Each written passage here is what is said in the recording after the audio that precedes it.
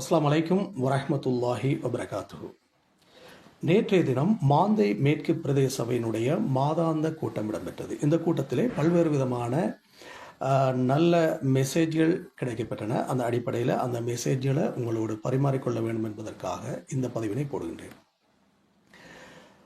அதாவது 1990களுக்கு முன்னால் காக்கேன்குளத்தையும் கல்மடை 2ஆம் யூனிட்டையும் இணைக்கின்ற பாலம்.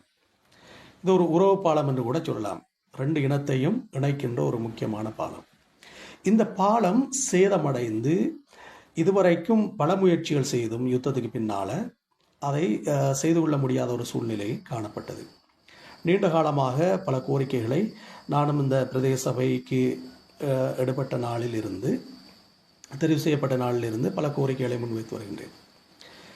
கடந்த 2 வாரங்களுக்கு முன்னால் கூட எழுத்து மூலமான ஒரு கோரிக்கையை முன்வைத்திருந்தேன்.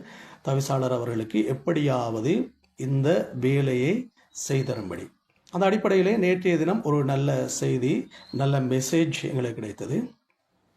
2027ஆம் ஆண்டு விசேட வேலை திட்டங்கள் போடப்பட்ட அடிப்படையிலே எங்களினுடைய காக்கேன்குளம் வட்டாரத்துக்கு இந்த பாலத்தை சரி செய்வதற்கான வேலை திட்டத்தை உள்வாங்கி இருக்கின்றார்கள்.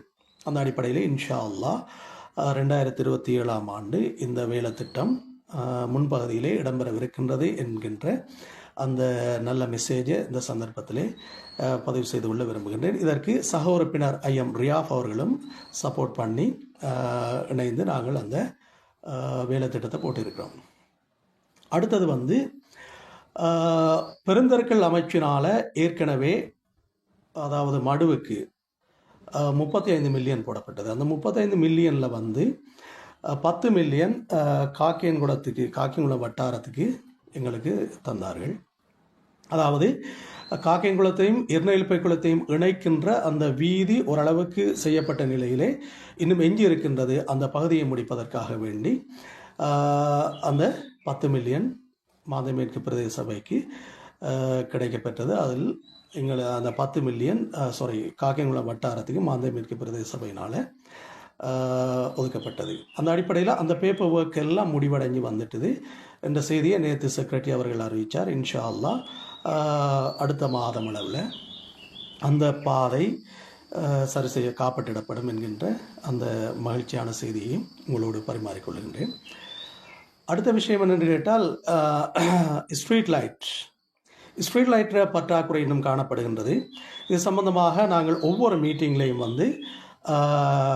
வேண்டுகோள் விடுத்து கொண்டிருக்கணும். அந்த அடிப்படையில் இன்ஷா அல்லாஹ் கொள்வனவுக்காக இப்போது விடப்பட்டிருக்கின்றது. எதிர்வரும் வார மாதம் அந்த ஸ்ட்ரீட் லைட்டுகள் கிடைக்கப்பெறும். இன்ஷா அல்லாஹ் இயன்ற அளவுக்கு இன்னும் பூர்த்தி செய்யப்படாத அந்த இடங்களுக்கு தேவையான ஸ்ட்ரீட் லைட்கள் பொருத்தப்படும் என்கின்ற அந்த செய்தியை இந்த சந்தர்ப்பத்திலே பகிர்ந்து கொள்ள விரும்புகின்றேன். அடுத்த முக்கியமான விஷயம் என்னன்னு சொன்னால், இந்த ஸ்கூல் மாணவர்கள், இந்த ஸ்கூல் பிள்ளைகளுக்கு இந்த அழகர் சங்கம், அதாவது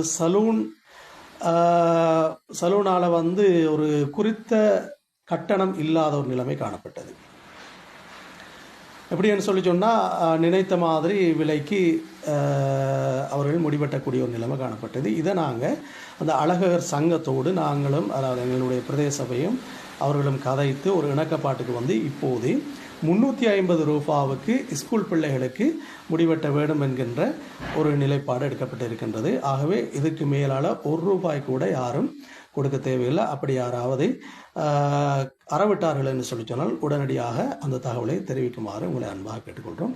அடுத்த விஷயம் என்னென்னு சொல்லி சொன்னால், ஒரு வட்டாரத்துக்கு ஒரு நல்ல கவரேஜ் உள்ள ஒரு சிசிடிவி கேமரா பொருத்துகின்ற ஒரு அதாவது தீர்மானம் மேற்கொள்ளப்பட்டது. அந்த அடிப்படையில் இன்ஷா அல்லாஹ் அதுவும் இப்போது ஒரு பூர்த்தியான நிலைமைக்கு வந்திருக்கின்றது. அது கொள்வனவுக்காக வேலை திட்டங்கள் நடைபெற்று கொண்டிருக்கின்றன. இன்ஷா அல்லாஹ் எமது வட்டாரத்துக்கும் ஒரு பொருத்தமான இடத்தை நாங்கள் பார்த்து அந்த சிசிடிவி கேமராவை பொருத்தி கொள்ளக்கூடியதாக இருக்கும் என்கின்ற அந்த செய்தியும் இந்த சந்தர்ப்பத்திலே பகிர்ந்து கொண்டு, அடுத்த விஷயம் என்னென்று கேட்டால், மாந்தை மேற்கு பிரதேச சபையினை பொறுத்த வரைக்கும் இன்னொரு முக்கியமான விஷயம் என்னென்னு சொல்லி சொன்னால், மாட்டு பிரச்சனை. இந்த மாட்டு தொல்லை உண்மையிலே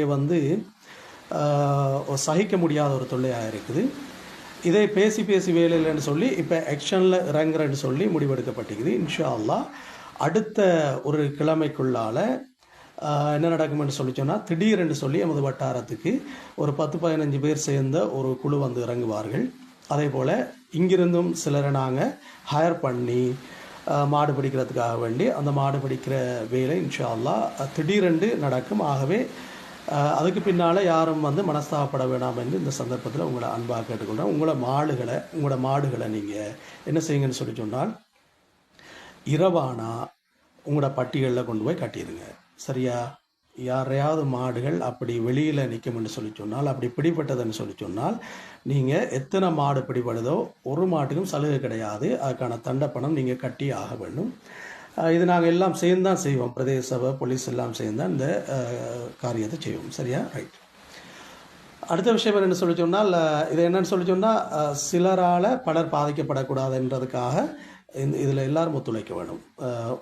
குறிப்பாக மாட்டு உரிமையாளர்கள் இந்த விஷயத்தில் கவனம் எடுத்திங்கன்னா ஒரு பிரச்சனையும் இல்லை. ஏன்னு சொன்னால், சமீபத்தில் நாங்கள் பார்த்தோம், காக்கேங்குளம் முஸ்லீம் மகா வித்தியாலயத்துக்கு முன்னால் எவ்வளவுக்கு ஒரு மோசமான, முன்னாலேயும் உள்ளேயும் மோசமான நிலைமைகளை அந்த மாட்டு சாணங்களை எல்லா இடம் போட்டு அப்படி அசிங்கப்படுத்தி வச்சிருந்ததை காணக்கூடிய இருந்தது.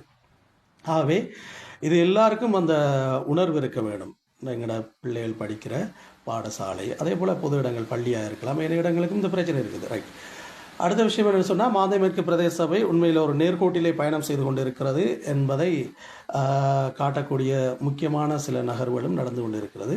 ஒரு மோட்டர் கேட்டர் ஒன்று நாங்கள் இப்போது கொள்வனவுக்காக சபை ஆரம்பித்ததிலிருந்து எடுத்த முயற்சி இப்போது அது கைகூடி இருக்கின்றது. அதே போல் ஒரு டிராக்டர் ஒன்றும் கொள்வனவு செய்யப்படுகின்றது.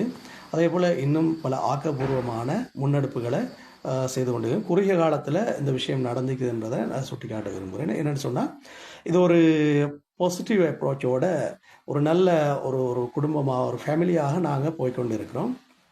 அதால் வந்து முரண்பாடுகள் இருந்தால் அந்த முரண்பாடுகளை தீர்க்கிறது தான் காலம் போகுமே தவிர வேலைகள் கூடுதலாக ஓடாது. மாந்தை மேற்கு பிரதேச சபையை பொறுத்த வரைக்கும் தவிசாளரும் வினைத்திறனாக செயல்படக்கூடிய ஒரு ஆள். அதே போல் எல்லோரும் உறுப்பினர்கள் எல்லோரும் நல்ல முறையில் கோஆப்ரேட் பண்ணி இந்த காரியங்களை செய்து கொண்டு இருக்கிறோம். ஏனென்று சொன்னால், காலம் ஓடிடும். எங்களை தெரிவு செய்த அந்த மக்களுக்காக ஏதாவது செய்ய வேண்டும் என்ற அடிப்படையில் வந்து எல்லோரும் அந்த தாகத்தோடு வேலை செய்து கொண்டு இருக்கிறோம் என்கின்ற அந்த நல்ல செய்தியை இந்த சந்தர்ப்பத்தில் நான் கூறிக்கொள்ள விரும்புகிறேன்.